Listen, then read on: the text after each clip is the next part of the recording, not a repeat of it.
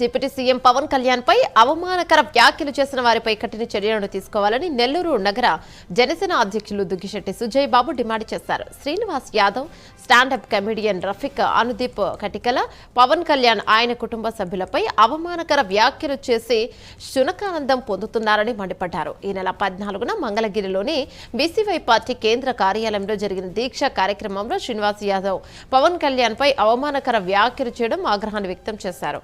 Nellore 1 town police స్టేషన్లో వారిపై ఫిర్యాదు చేసి వెంటనే ఎఫ్ఐఆర్ నమోదు చేయాలని కోరారు. ఒక 2 కంప్లైంట్లు రిజిస్టర్ చేయడం జరిగింది.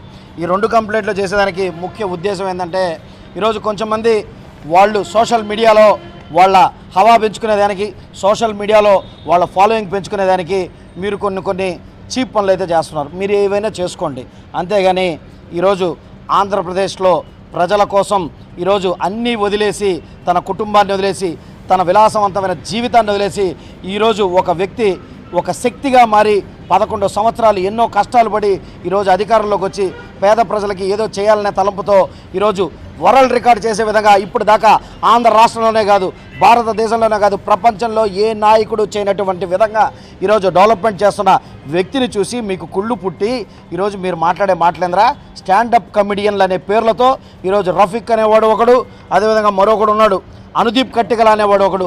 ఈరోజు పవన్ కళ్యాణ్ గారి మీద, పవన్ కళ్యాణ్ గారి కుటుంబ సభ్యుల మీద, పవన్ కళ్యాణ్ గారి కించపరుస్తూ ఈరోజు మాట్లాడుతున్నారు. మీలాంటి వాళ్ళకి ఇంకొక మారు చెప్తున్నాం, నెల్లూరు నగర జనసేన పార్టీ నుంచి ఒళ్ళు పగిలిపోద్ది మీరు కానీ ఇటువంటి మాట్లాడారంటే. శ్రీనివాస్ యాదవ్ గారు, అయ్యా శ్రీనివాస్ యాదవ్, నువ్వెవరో నాకు తెలియదు, నేను చూశాను. నీకు మా జనసేన నాయకులు అవసరం లేదు, జనసేన వీర మహిళలు చాలు.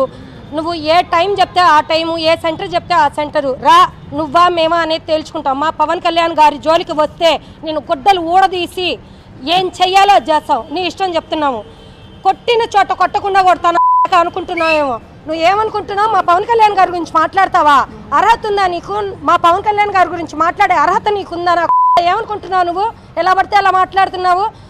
2 తెలుగు రాష్ట్రాల ప్రజలందరూ ఆరాధ్య దైవంగా కొలుచుకునే మా పవన్ కళ్యాణ్ గారి గురించి మాట్లాడితే మా కుటుంబం సైతం మేము పక్కన పెట్టి పవన్ కళ్యాణ్ గారి కోసం మేము ప్రాణ త్యాగానికైనా సిద్ధమవుతాము.